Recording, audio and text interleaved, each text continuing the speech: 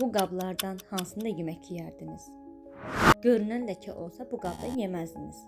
Çünki insan beyni vizual təhlükəyə dərhal reaksiya verir, amma görünməyən qalıq olanda beyin sakit qalır. Parıltını təmizlik kimi qəbul edir. Bu beynin qısa yol mexanizmidir. Gördüyünə inanır. Halbuki bəzi kimyəvi qalıqlar su ilə tam çıxmır. İsti yeməklə səthə təmas edəndə reaksiya sürətlənə bilər. Dad dəyişmir, qoxu da dəyişmir, amma orqanizm o kimyasalı qəbul edir. Mən buna görə də üsulumu dəyişdim. Qabları fiber dəsmalla yuyuram.